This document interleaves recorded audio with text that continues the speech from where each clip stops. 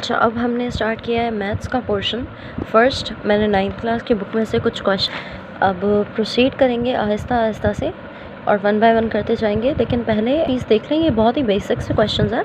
ये 9th के book में से, सिंटेक्स बुक बोर्ड के 9th के बुक में से जो फर्स्ट हमारा चैप्टर है, पहले उसके कुछ प्रॉब्लम सॉल्व करेंगे। सबसे पहले वहाँ पर एक चीज़ है एक्सपोनेंशियल और बेस। इन चीज़ों का आपको पता होना चाहिए कि एक्सपोनेंट क्या होता है, बेस क्या होता है, पावर क्या होती है। तो पावर हाँ और एक्सपोनेंट हम एक ही चीज़ को कहते हैं जो कि बेस के ऊपर लगती है। मतलब नीचे वाला जो डिजिट होगा वो बेस रहेगा और उसके ऊपर अगर कोई इस तरह से वर्ड आ जाता है तो उसको हम पावर कहेंगे। अब इसमें एक हमारे क्वेश्चन्स होता है मल्टीप्लिकेशन के, दूसरे होता है डिवीज़न के। अब मल्टीप्लिकेशन का मैं आपको फॉर एग्जांपल बता देती हूँ कि मल्टीप्लाई कैसे होगा।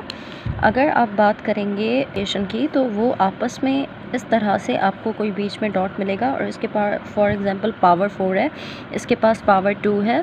तो अब इसको आपको सॉल्व करना है, इसका सोल्यूशन निकालना है। तो इसका सोल्यूशन आप इस तरह से निकालेंगे कि आप जब भी आप दो इन टर्म्स को मल्टीप्लाई कर रहे हैं तो एक चीज़ माइंड में रखें, जब भी हम इनको मल्टीप्लाई कर रहे हैं इनके जो एक्सपोनेंट्स हैं, मतलब इनकी जो पावर है वो आपस में हो जाएगी सम अप, मतलब आपस में ऐड हो जाएंगी।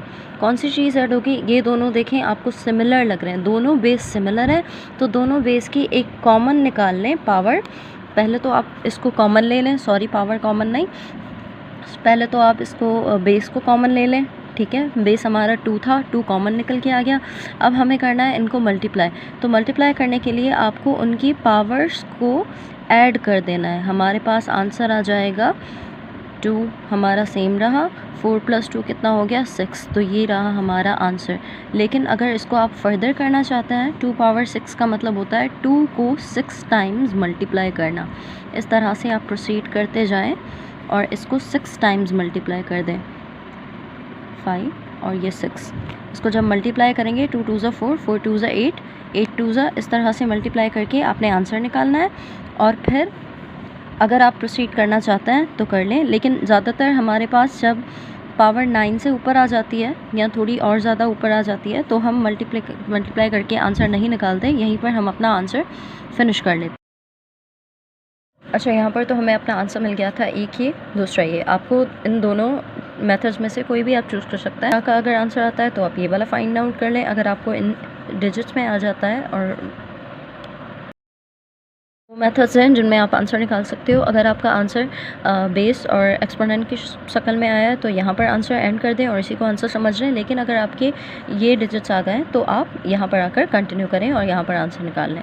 अब हो गया ये मल्टीप्लिकेशन वाले क्वेश्चंस, और होते हैं डिवीज़न वाले क्वेश्चंस। इसी सेम वैल्यू को हम डिवाइड करके देखते हैं कि अगर डिवाइड करेंगे तो उसमें क्या आंसर आ सकता है या क्या किस तरीके से वो सॉल्व हो सकता है।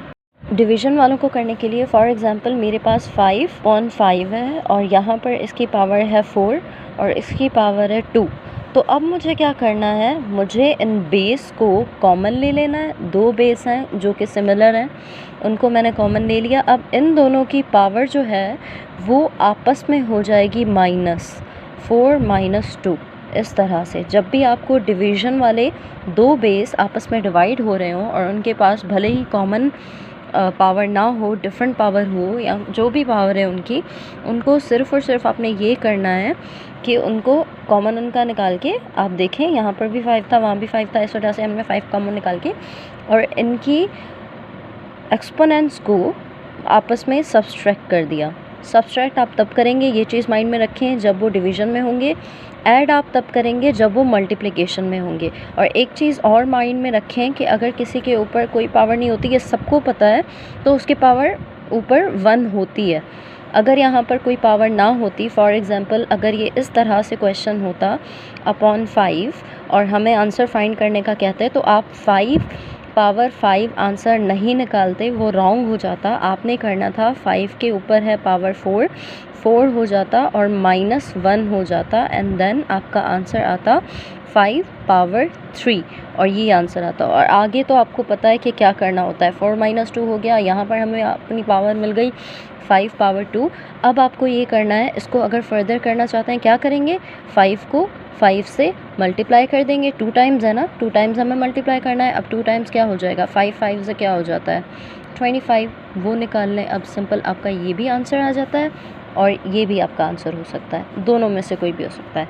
इसको भी आप फर्दर अगर करना चाहते हैं तो ये कर लें, 5 को 3 से 3 टाइम्स मल्टीप्लाई करना है। 5 को 5 से एक दफ़ा, फिर 5 को दूसरी दफ़ा, इस तरह से, राइट। तो अगर 5 को 3 टाइम्स करेंगे तो क्या आंसर आ जाएगा, हो जाएगा 125 और ये हमारा आंसर आ गया। एक और चीज़ जो मैं बताना चाहती हूँ वो ये है कि आपने इनको ऐड और सब्ट्रैक्ट, जो इनकी पावर को कर रहे हैं, ऐड या सब्ट्रैक्ट जो भी कर रहे हैं, वो आप तभी करेंगे when your base is same. अगर बेस सेम होगा तो ही इनकी पावर्स को, ओनली देन हम इनकी पावर्स को ऐड या सब्ट्रैक्ट कर पाएंगे, right? When your base is same, only then you can subtract or add the powers, okay? ये चीज़ ज़रूर माइंड में रखिएगा, क्योंकि अगर बेस चेंज होंगे तो उनकी पावर्स को हम कुछ और ही करेंगे, ना कि सब्ट्रैक्ट या ऐड करेंगे। फिर उनका अलग प्रोसेस होता है, वो वाले क्वेश्चंस भी मैं आपको करवाऊँगी। लेकिन यहाँ तक अगर आपका कोई क्वेश्चन है आप कमेंट सेक्शन में पूछ सकते हैं, और इसके अलावा आगे भी हम प्रोसीड करेंगे, आगे वाले टॉपिक्स भी क्लियर करेंगे। पर यहाँ तक अगर आपको कुछ समझ में नहीं आता, या फिर अगर आपको वीडियो पूरी समझ में आ गई है, तो एक लाइक कर दें और सब्सक्राइब भी कर लें, और हाँ, शेयर ज़रूर करिएगा इस वीडियो को, ताकि आगे भी किसी और की भी हेल्प हो पाए।